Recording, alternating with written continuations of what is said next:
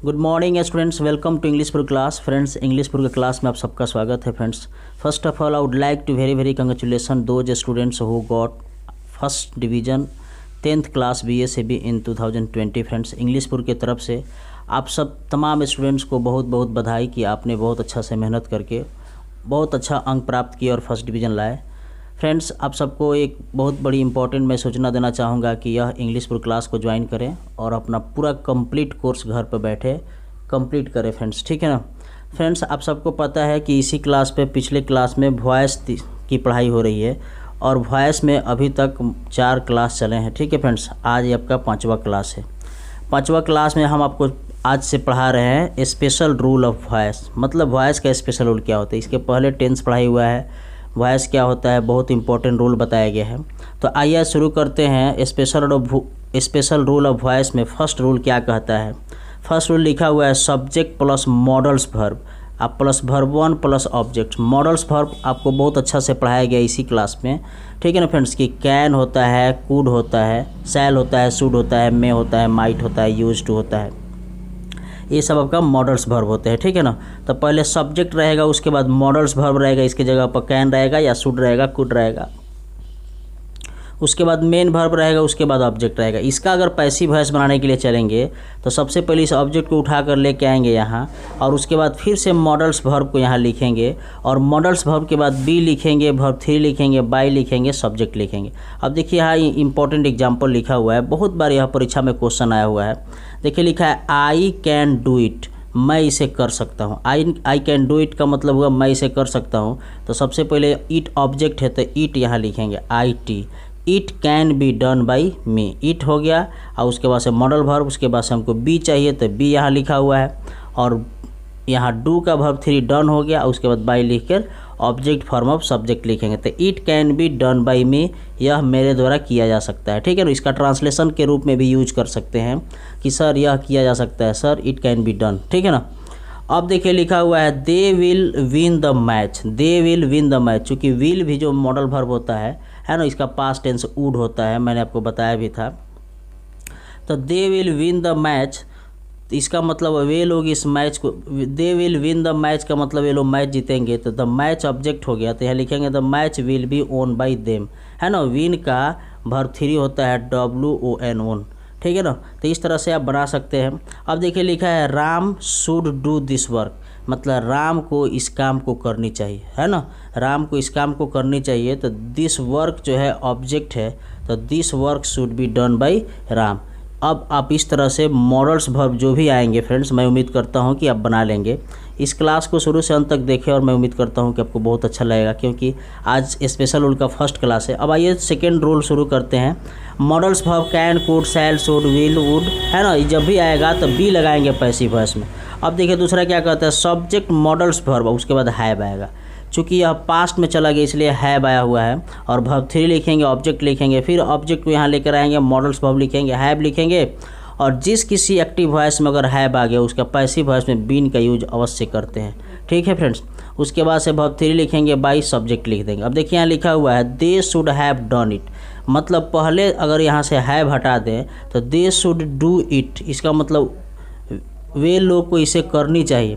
लेकिन अब अगर शुड हैव आ गया तब ये लिखेंगे they should have done it का मतलब उन लोगों को इसे करना चाहिए था, उन लोगों को इसे करना चाहिए था। तो इट यहाँ लिखेंगे और शुड लिखेंगे have been done by them. It should have been done by them का मतलब उन लोगों को इसे कर लिया जाना चाहिए था, जाना चाहिए था, कर लिया जाना चाहिए था। इस तरह का सेंटेंस आप बना सकते हैं। अब देखिए लिखा हुआ यह रूल मैंने आपको बहुत अच्छा से बताया था कि यदि कोई सब्जेक्ट जो है no one, someone, everybody, nobody, है ना, एवरीवन अगर आता है तो बाई प्लस सब्जेक्ट का प्रयोग नहीं कहते हैं पैसिव वॉइस में। एकदम स्पेशल रूल आ गया, आप जाके उसका लिंक डिस्क्रिप्शन बॉक्स में देख सकते हैं, क्लास 3rd में चला था। ठीक है ना। अब लिखा है no one could have defeated him, मतलब उसे कोई नहीं हरा सका है। ठीक है ना। तब सही, अब यहाँ सब्जेक्ट हिम लिखा है तो he could not have been defeated, मतलब उसे हराया नहीं जा सका है। इस तरह से पास्ट का हो गया। अब यहाँ लिखा है Ram must have heard your name, मतलब राम ने आपका नाम अवश्य सुना होगा। ठीक है ना। Ram must have heard your name, Ram ने आपका नाम अवश्य सुना होगा, तो your name must have been heard by Ram, यहाँ राम कैपिटल लेटर होना चाहिए, मिस्टेक हो गया है फ्रेंड्स। तो हैव वाला प्रयोग में हैव बीन लगा देना आपको पैसिव वॉइस में, ठीक है फ्रेंड्स। अब आइए रोल नंबर आज की क्लास में थर्ड देखते हैं क्या लिखा हुआ है। बहुत इंपॉर्टेंट रोल लिखा है, क्योंकि यह बहुत बार परीक्षा में आया, हर कंपटीशन, हर परीक्षा, हर क्लास के एग्जाम में आया हुआ है, ठीक है ना। देखिए लिखा है सब्जेक्ट, सब्जेक्ट के बाद लिखा है एक्सक्लूसिव वर्ब, एक्सक्लूसिव वर्ब में आपका इज, एम, आर होता है, वाज, वेयर, आपको पता है एक्सक्लूसिव वर्ब 24 होते हैं, ठीक है ना। तो इस तरह से आप एक्सक्लूसिव वर्ब का यूज करेंगे और एक्सक्लूसिव वर्ब के बाद से लिखेंगे टू प्लस वर्ब 1 ऑब्जेक्ट। अब इसका पैसिव वॉइस बनाने चलेंगे तो इस ऑब्जेक्ट को उठा के लाएंगे यहाँ, और इस ऑब्जेक्ट के अनुसार एक्सक्लूसिव वर्ब लगेगा, उसके बाद टू लगेगा, और टू के बाद से बी लगेगा, वर्ब 3 लगेगा। इज टू का, अगर आप इज टू का पैसिव वॉइस अगर आपसे कोई पूछता है तो लिखेंगे इज टू बी वर्ब 3, ठीक है ना। इतना कम से कम आपको कंसेप्ट याद करके रखना है। अब देखिए लिखा हुआ है, यहाँ लिखा object plus exclusive verb to be verb 3 by subject लिखा है, ठीक है ना।